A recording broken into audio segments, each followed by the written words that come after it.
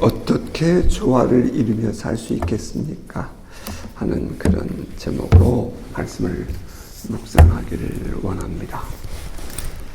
초대교회는 과거 어느 한 교회의 그런 모습이 아니라 사실 이 시대를 대표하는 또 하나의 교회라고 보는 것이 합당할 것입니다.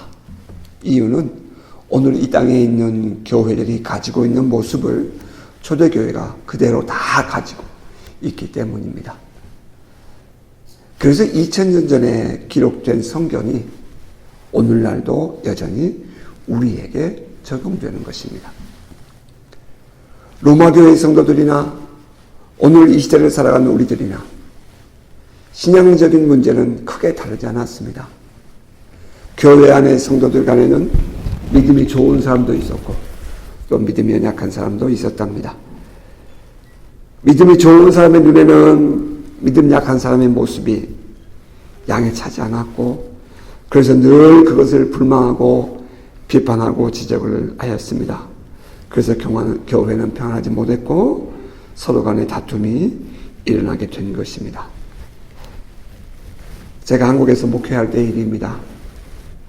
그 교회는 나이가 많은 사람들이 줄을 이루고 있었기 때문에 그 젊은이들을 전도하기 위해서 그 성도들의 가정에 있는 자녀들을 접근해 보았습니다. 그들과 대화를 하다 제가 깜짝 놀란 것을 발견하게 됐어요. 그들이 전혀 예수를 안 믿었던 것이 아니고 교회를 안 다녔던 것이 아닌데 학창시절까지는 그 교회 다녔는데 지금은 교회에 안 다닌다는 것입니다. 이야기를 들어보니까 어느 날 교회 안에서 친구들과 아마 소리를 좀 내면서 아주 신나게 놀았던 모양입니다. 그런데 공교롭게도 그때 이 교회에서 가장 신앙이 좋다는 한 집사님이 그 모습을 보고 소리를 질렀습니다. 하나님의 성전에서 소리를 지르고 그렇게 강단위를 다니면 어떻게 하느냐고 야단을 쳤던 것입니다. 그리고 그들을 향해서 믿음이 없다고 큰 소리를 질렀죠. 그러자 이 학생들이 놀래서 너무 겸연쩍고 놀래가지고 교회 밖으로 나왔는데 그것이 그만 교회에 발을 디디는 마지막이 되고 말았습니다. 하루하루가 지나면서 교회가 가기 싫어졌고요. 그 집사님의 교회 밖 생활을 보면서 이 학생들은 신앙인의 모습이 왜 저렇게 해야 되느냐고 오히려 거부감을 갖기 시작했습니다. 그 이후에 이 학생들은 자라면서 교회에 대해서 부정적인 소리를 하기 시작했고 결국에는 청년이 되고 이제 나이가 40대 전후가 되었는데 교회를 향해서 손가락질하는 그런 사람들로 변해 있었습니다. 아마도 주일날 예배 후에 그 학생들이 자기들끼리 놀다가 그만 책망을 들은 모양입니다. 그것이 이유가 되어서 이 사람들은 교회에 대해서 아주 부정적인 영향을 주는 조그마한 마을이었는데 그런 사람들이 되었어요. 사회에서는 어느 정도 인정을 받고 있었지만 오히려 교회에 대해서는 부정적인 소리를 하고 있었습니다.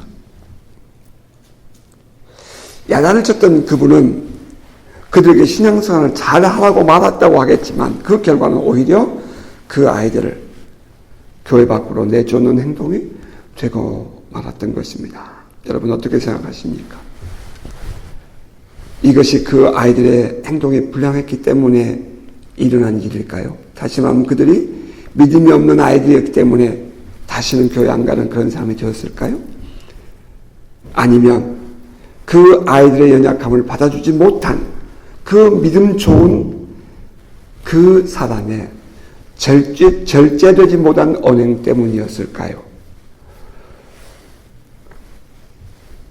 또 한 번은 동네 어느 집에서 제사를 마치고 음식을 나눠 먹는 걸 음복이라 그러잖아요. 음복을 위해서 음식을 돌린 모양이에요. 성도 중에 어떤 분이 그 떡과 음식을 먹었습니다.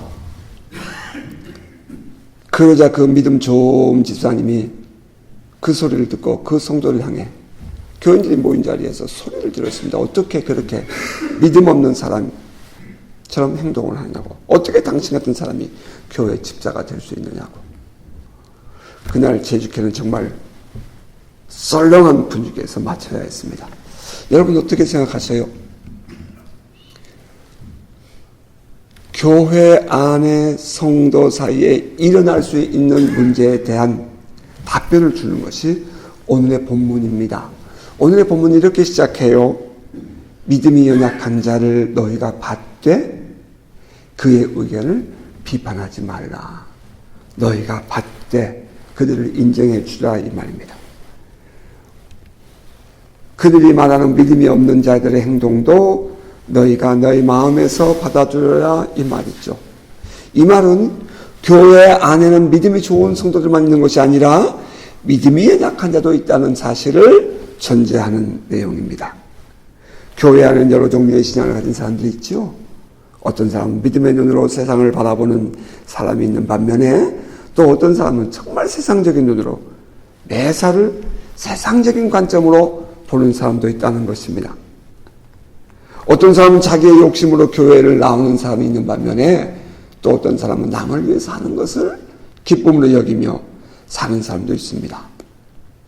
어떤 사람은 하나님이 주신 은사를 잘 활용하고 있는 사람이 있는 반면에 어떤 사람은 그렇지 못한 사람도 함께 어울려 사는 것이 교회입니다. 교회 안에는 다양한 사람들이 함께 어울려 있는 것이 정상입니다. 신앙적으로 장년도 있고 신앙적으로 어린아이도 있는 것입니다.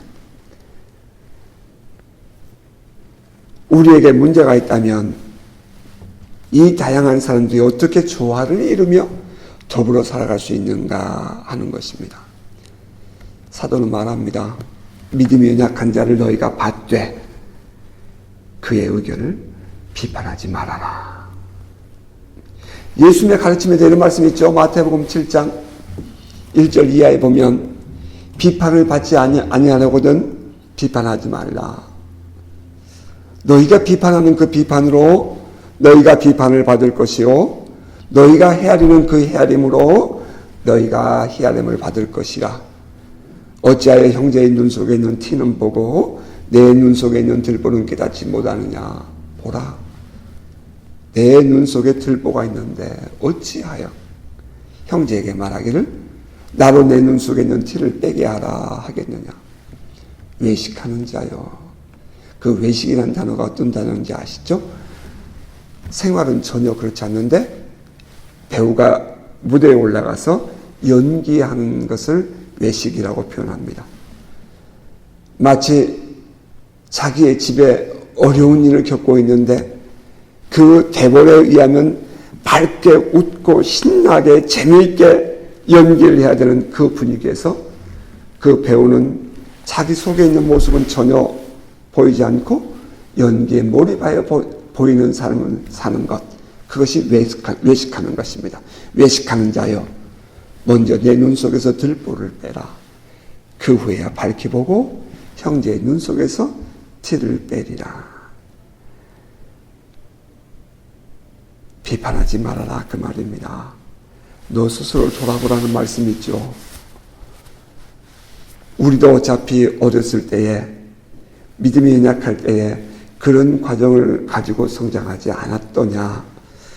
결국은 우리가 헤아리는 그 헤아림으로 우리 자신이 받을 것이다 하는 것입니다. 이제 뒤에 가면 또 사도는 로마 교회에 보낸 편지에서 이와 비슷한 말씀을 하기도 해요. 사도가 이 말씀을 하는 데는 동기가 있었습니다. 그 첫째는 먹는 음식 때문이었어요. 그게 다음 절이에요. 어떤 사람은 모든 것을 먹을 만한 믿음이 있고 믿음이 연약한 자는 채소만 먹느니라. 먹는 자는 먹지 않는 자를 업신여기지 말고 먹지 않는 자는 먹는 자를 비판하지 마라. 이는 하나님이 그를 받으셨습니다. 당신은 우상 앞에 제물로 드렸던 고기를 시장에서 팔았어요. 어떤 사람들은 우상에게 바쳤던 제물을 어떻게 먹을 수 있어? 라고 말했고 어떤 사람들은 그것을 우상이 먹은 것 아니야. 하나님이 만드신 거야. 하면서 먹는 사람도 있었다는 것입니다. 여러분, 우상의 제물을 먹지 않는 것이 믿음이 좋은 것입니까? 우상의 제물을 먹는 사람이 믿음이 좋은 것입니까? 사도가 한 말 여러분 왜 잘 볼 필요가 있어요? 어떤 사람은 모든 것을 먹을 만한 믿음이 있고 그 모든 것이 여기서 우상의 제물도 포함되죠. 제사 음식도 포함되는 거예요. 믿음이 연약한 자는 채소만 먹느니라. 이것은 베지테리안이 아니라 믿음이 연약한 자는 채소만 먹는다. 우상 앞에 드렸던 고기는 안 먹는다. 그래서 채소만 먹는다. 그런데 그들은 뭐라고 얘기했다고요? 믿음이 적다라고 얘기했다는 거예요. 우리가 생각할 때는 오히려 그걸 지키는 것이 믿음이 좋은 것 같은데, 그런데 거꾸로 사도는 그들의 믿음이 더 오히려 연약한 것이다라고 얘기했다는 겁니다. 놀랍지 않으세요?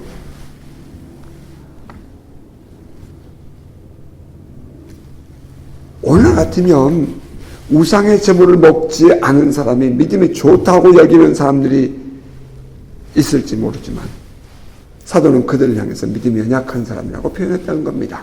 왜냐하면 음식은 결코 우리를 더럽게 할 수 없기 때문입니다.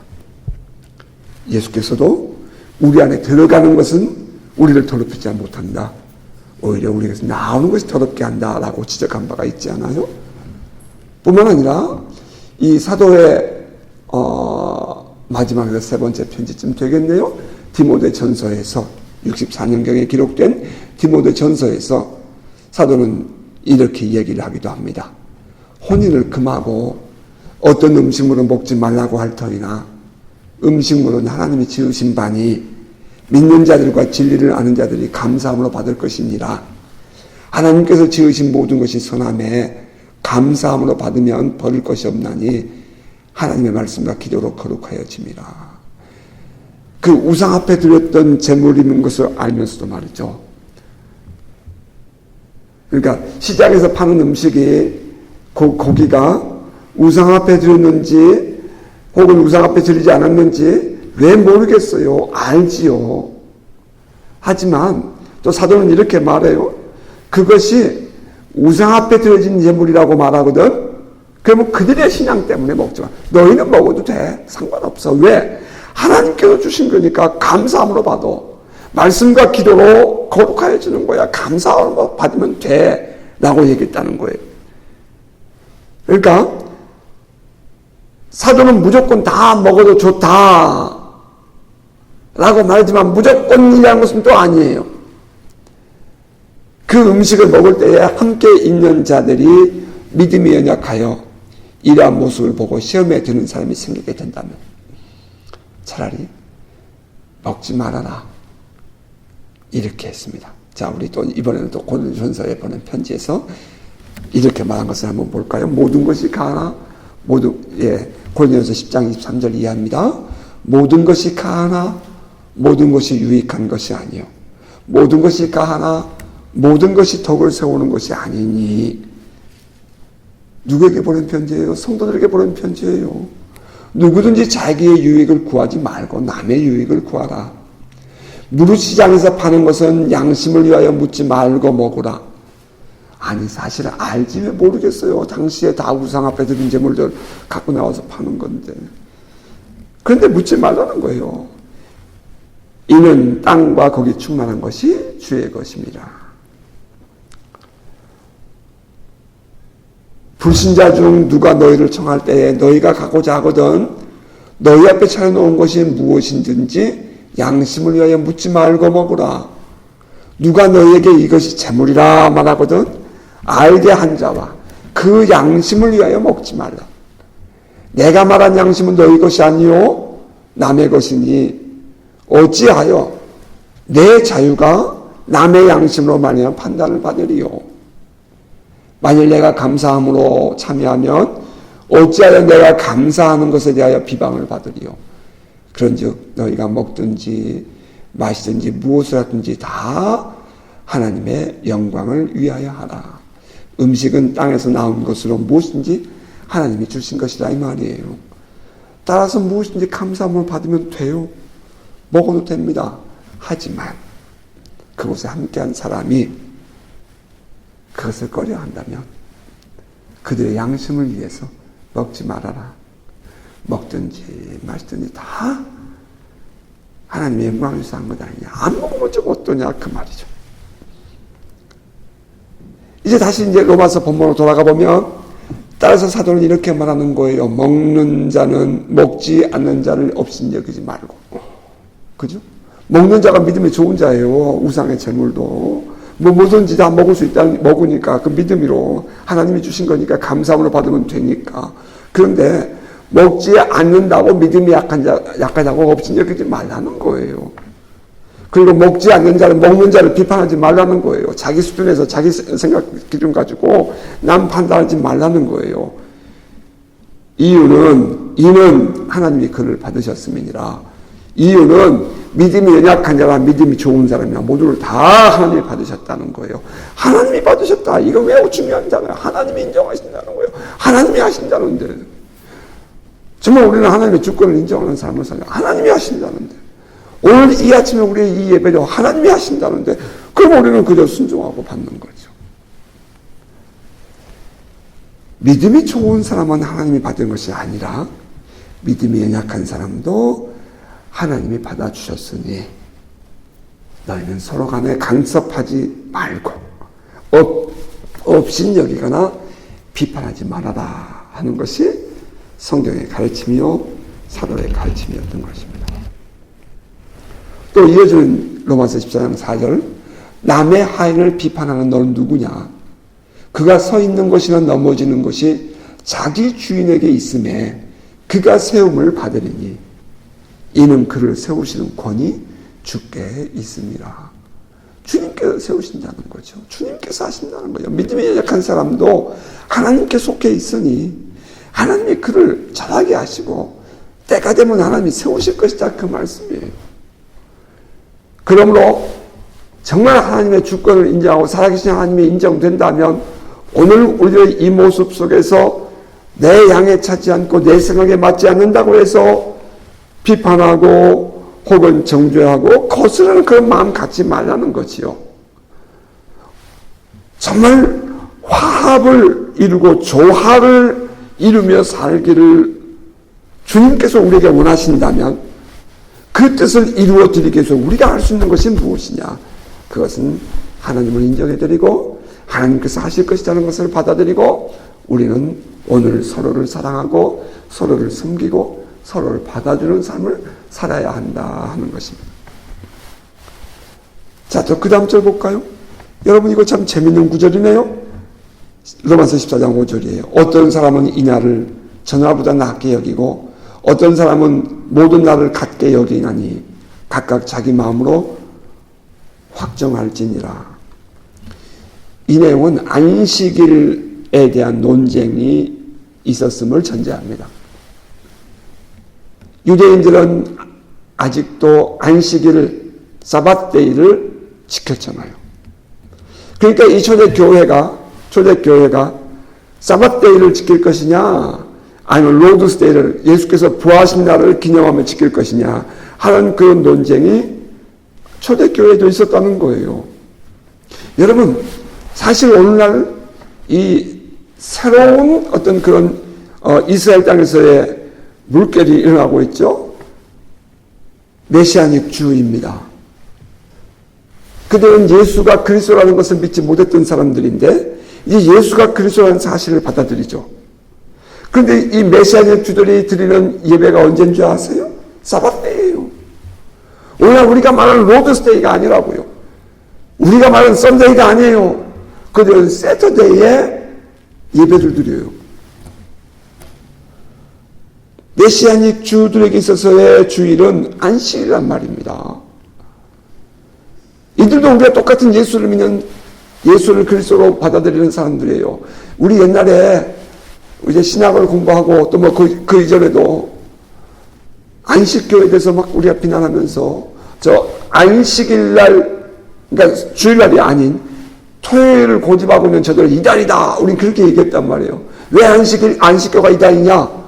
그들은 주의 날을 지키지 않기 때문이다. 모르니까 내용을. 그게 왜 이단인지 내용을 모르니까. 단순히 그냥 그들을 구분하기 위해서 우리가 주일날 지키지 않아서 그렇다. 그렇게 말하는데 그들이 가지고 있는 신학적인 많은 이 그릇된 문제들, 소위 말하면 신천지 같은 그룹이에요. 그러니까 이 존 화이트라는 사람이 그들이 안식교를 창시할 때에 그 모든 과정들을 우리가 공부해보면, 아, 저들이 이단이구나 하는 걸 쉽게 알 수 있거든요. 그건 단순히 안식일을 지키기 때문에가 아니에요. 말씀도 예수 그리스도에게도 마찬가지예요. 그러니까 신학적인, 그러니까 그 깊이 있는 내용을 모르니까 무조건 그들은 안식일을 토요일날, 주일날로 지키니까 이것이 이단이다. 이렇게 얘기하는 것은 잘못됐다는 거죠. 그러니까 사도가 지금 이 로마 교회 안에 안식일을 지키느냐, 혹은 주일날을 지키느냐 하는 그런 문제로 다툼이 일어나는 것을 보면서 그것도 그렇게 크게 문제가 안 돼. 이렇게 말을 했다는 거예요. 우리들에게는 이것이 굉장히 중요한 문제거든요. 오늘날 우리에게는. 그런데 사도는 그것도 문제가 안 돼 라고 표현했어요. 이게 참 놀라운 일이죠. 자, 그 다음 절 6절이에요. 나를 중히 여기는 자도 주를 위하여 중히 여기고 먹는 자도 주를 위하여 먹으니 이는 하나님께 감사하며 먹지 않는 자도 주를 위하여 먹지 아니하며 하나님께 감사하느니라. 결국 먹는 문제나 주일 혹은 안식일을 지키는 문제나 모두가 다 하나님께 감사하는 마음으로 영광을 돌리기 위함이 아니냐, 그런 얘기예요. 결국 내가 음식을 먹어야 돼 말아야 돼 하는 것도 주를 위하여 하는 것이고, 내가 주일 예배를 주일날 드려야 돼 아니면 안식일날 드려야 돼, 그것도 주를 위한 것 아니냐. 참 이 사도의 스펙트럼이 정말 넓다는 것을 깨닫게 돼요. 성경이 우리에게 가르쳐주고 있는 이 초대교회의 이 원초적인 이 복음이 우리에게 제시해주고 있는 것은 그런 지역적인 문제가 아니라고요. 주를 위하여. 사실 모슬렘 지역에 가서 예배를 드려보면 모슬렘들은 주일을 안 지키거든요. 그러니까 그들의 날에 교회가 따라가서 그들도 예배를 또 드리기도 해요.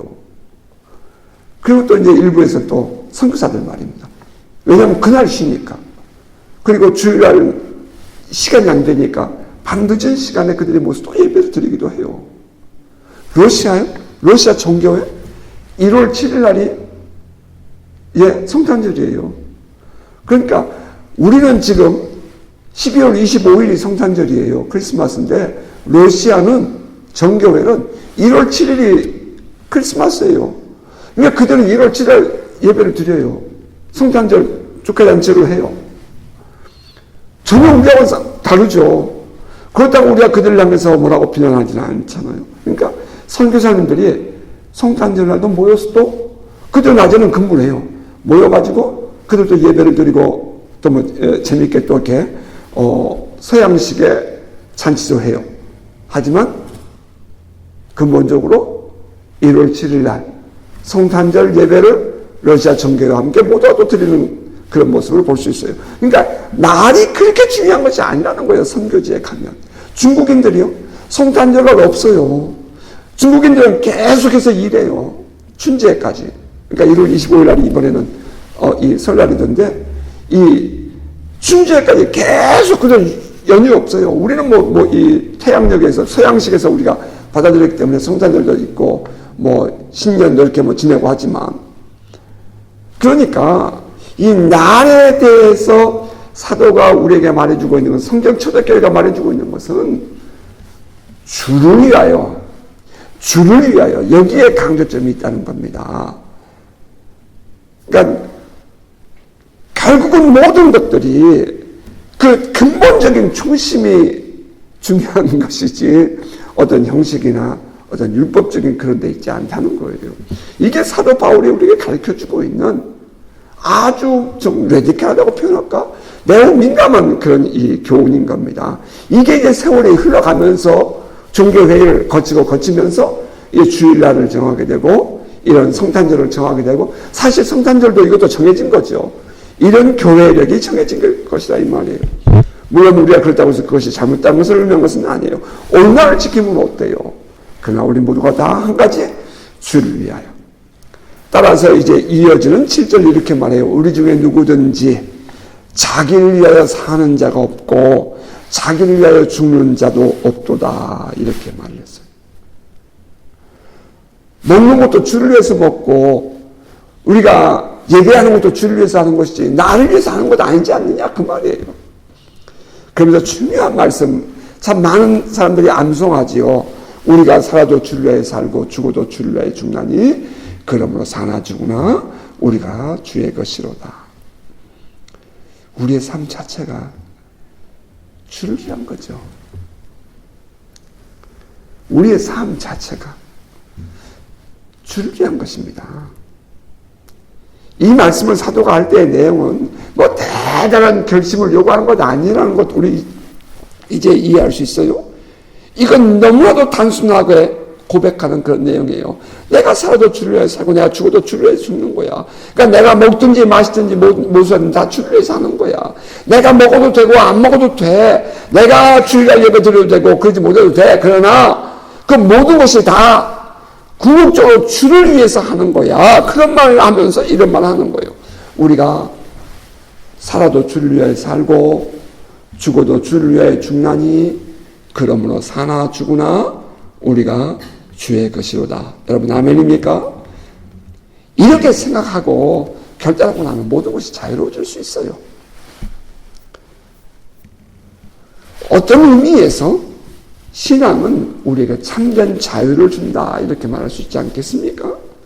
죽음조차도 자유로울 수 있는 것이 신앙입니다. 우리가 주님과의 깊은 사랑에 포로되어져 버리면 죽음도 겁이 안 나죠. 무겁고 그게 뭘 대단해요. 우리는 사나 죽으나 주의 것인데 말입니다. 따라서 우리가 이 세상에 살면서 그렇게 세상 것 때문에 상처 입고 혹은 상처를 주고 그럴 이유가 없습니다. 주를 위한다고 하면서 이제 문제는 자기의 생각, 자기 주장에 맞지 않으면 비판하고 정죄하는 것이 문제죠. 이 경우 이들은 자기의 생각과 자기의 주장이지 주를 위한 것 아니라는 겁니다. 말은 주를 위해서라고 얘기하지만 순전히 자기 생각이에요. 여러분 좀 넓어졌으면 좋겠어요. 사나 죽으나 주의 것인 사람의 삶은 그 목적도 그 마지막도 주님의 영광을 위함입니다. 아멘입니까? 이어지는 성경은 이렇게 말해요. 이를 위하여 그리스도께서 죽었다가 다시 살아나셨으니 곧 죽은 자와 산 자의 주가 되려 하십니다. 살아도 주를 위하여 사는 자에게 그리스도가 주가 되셨듯이 죽어도 주를 위하여 죽은 자에게 그리스도가 주가 되신다 이런 말이에요. 이것은 다시 말하면 믿음이 좋은 사람이나 믿음이 연약한 사람이나 관계없이 모든 사람에게 그리스도는 주가 되신다 이런 말입니다. 그러므로 우리는 기억해야 돼요. 자, 10절입니다. 내가 어찌하여 형제를 비판하느냐? 어찌하여 내 형제를 업신여기느냐? 우리가 다 하나님의 심판대 앞에 서리라. 우리는 모두 하나님의 심판대 앞에 서게 될 것입니다. 저도 여러분도 우리 모두가 다. 그러므로 우리는 다른 형제를 비판하거나 업신여겨서는 안 됩니다. 사도는 이렇게 말해요. 기록되었을 때 주께서 이르시되 내가 살았노니 모든 무릎이 내게 꿇을 것이요 모든 혀가 하나님께 자백하리라 하였느니라. 그러므로 이러므로 우리 각 사람이 자기 일을 하나님께 직고하리라. 직접 하나님께 고백하리라 라고 했습니다. 우리가 이 땅에서 더불어 살아가는 성도들에게 하는 행동에 대해 우리는 하나님의 심판대 앞에서 판단을 받게 될 것입니다. 그때 우리는 각자 자기가 한 말, 자기가 한 일에 대해서 하나님 앞에서 직고할 거예요. 가까운 사람이라고 함부로 말해도 될 것처럼 여러분 생각하지 마세요. 그게 주로 이렇게 말을 막 함부로 하게 되고 혹은 비난하게 되는 그 원인이 뭐냐면은 그들은 막 무시해서라기보다는 일반적으로 가까이 있는 삶에서 낯선 사람과는 그렇게 행동 안 해요. 그런데 가까이 살기 때문에 가족끼리 혹은 성도끼리 혹은 이웃끼리 가까이 있기 때문에 항상 그들의 허물이 잘 보이는 거고, 그러다 보니까 왜 그거밖에 안 돼? 라는 그런 아픔이, 불평이 생기게 되는데, 여러분, 하나님 앞에 섰을 때에는 늘 그렇단 말입니다.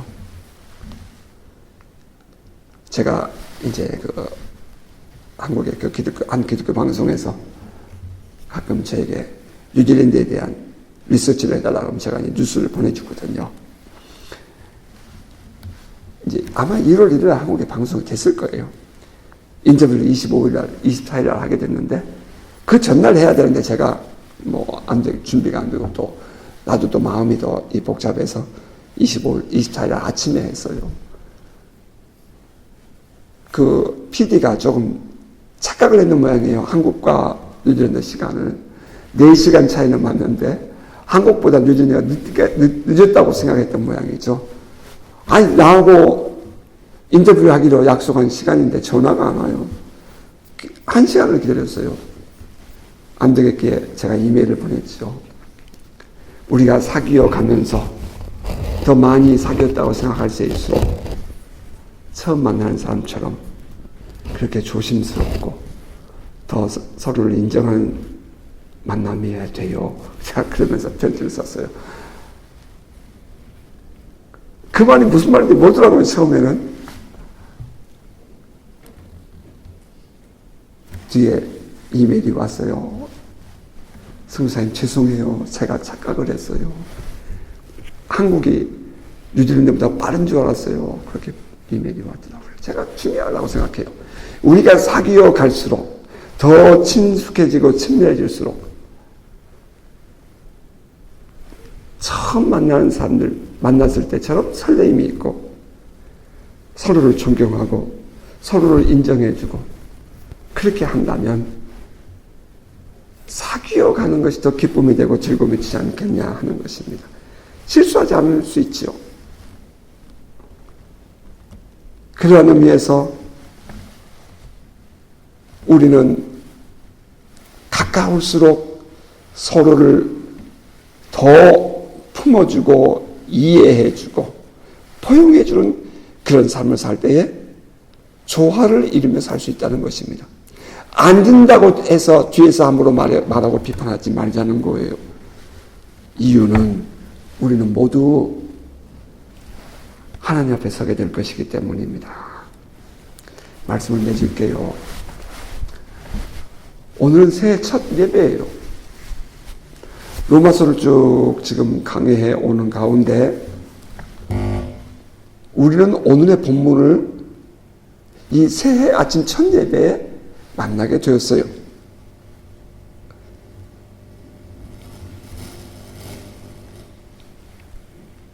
왜일까? 때로는 혼자 이 말씀을 묵상하면서 한 주간 내내 또 묵상을 하면서, 그러나 우리는 하나님께서 우리 안에서 이루신 일들을 인정을 하잖아요.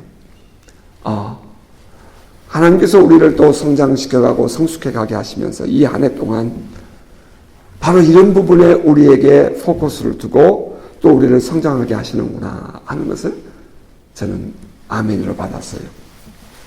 자, 이 말씀 안에서 우리에게 주는 교훈이 무엇인가? 첫째는 공동체를 이루고 사는 교회 안의 성도들은 서로가 다름을 인정하고 받아주어야 한다 하는 것입니다. 정죄하거나 비판하지 말자는 거예요. 우리의 신앙 기준에 맞지 않다고 업신여기거나 비판하지 말라는 겁니다. 그의 행동들 모두 하나님 앞에 드러나게 될 것입니다. 이때 우리가 주를 잘 섬기기 위함이었다고 변명해서는 안 된다는 거예요.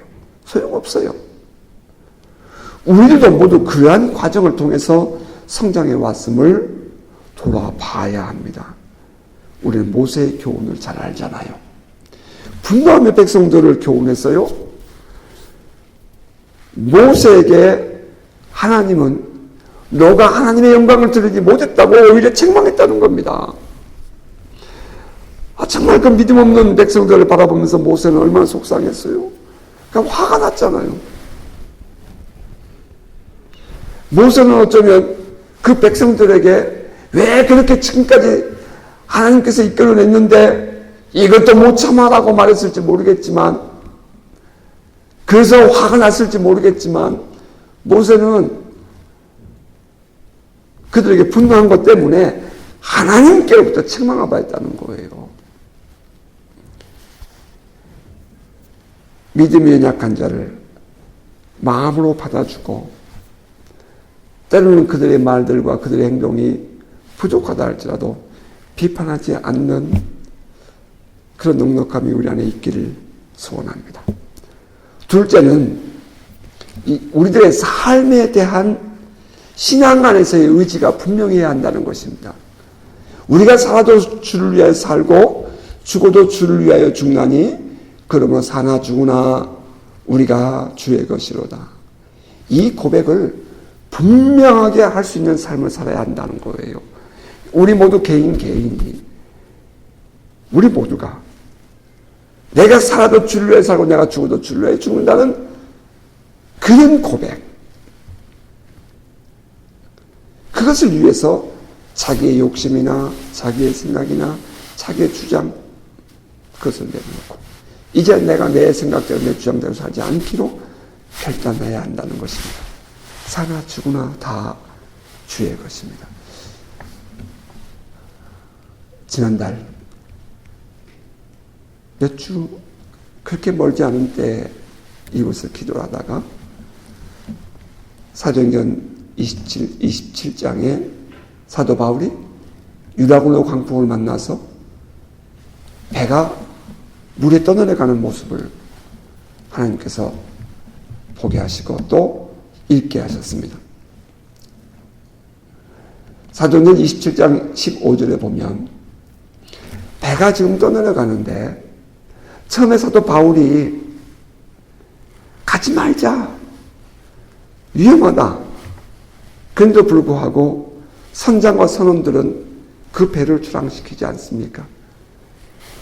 그러나 결국 그 일로 말미암아 섬에서 불어오는 유라굴로 광풍 때문에 배가 유리하게 되었고 이제 갈수록 어려운 일을 만나게 되는데 그 27장 15절에 배가 쫓겨가는 대로 그들이 따라갔다 하는 그런 고백이 나와요. 그런 내용이 나옵니다. 그러면서 주님께서 저에게 순종할 수 있느냐라고 물었습니다. 하나님께서 하시는 일, 지금 되어져간 이 모든 일 속에 하나님이 계시냐고 물으시면서 이 일을 하나님께서 주관하신다면 너는 오늘 이 역사 속에서 순종할 수 있느냐라고 저에게 물으셨어요. 답이 없죠. 딱 하나죠. 예, 주님, 저는 사나 죽으나 주님의 것이에요. 주님이 하셔요. 주님이 하셔요. 그냥 흘러가는 대로 주님 제가 따를게요. 제가 분노하지 않고요. 제가 화내지 않고요. 주님, 저는 살아도 주를 위한 것이고 죽어도 주를 위한 것이니까 제가 주님 따라갈게요. 받아들이기로 결심을 하게 됐습니다. 사나 죽으나 우리의 삶이 주님의 것입니다. 여러분, 이 한 해가 그 주님을 인정하며 살아가는 한 해가 되시길 바라요. 그리고 셋째, 이 본문에서 우리에게 주는 교훈, 우리는 여기서의 삶이 전부가 아니라는 것을 기억해야 한다는 것입니다. 우리는 모두 하나님 앞에 서게 될 거예요. 그때 우리는 우리의 행동에 대해서 우리 스스로 하나님 앞에 직고하게 될 것입니다. 아니, 누군가가 옆에서 계속 이렇게 고자질하는 거, 그건 마귀짓이죠.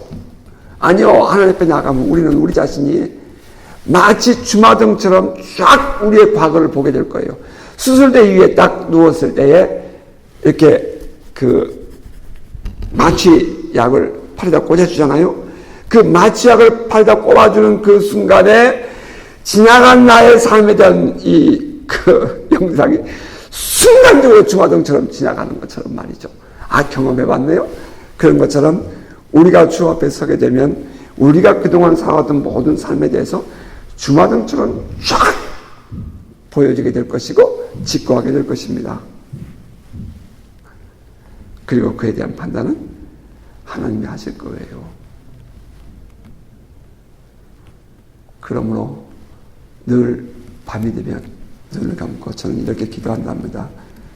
나는 예수님 필요해요. 난 예수님밖에 없어요. 늘 자신을 돌아보면 그래요. 주님 나 도와주세요. 난 주님밖에 없어요. 그래서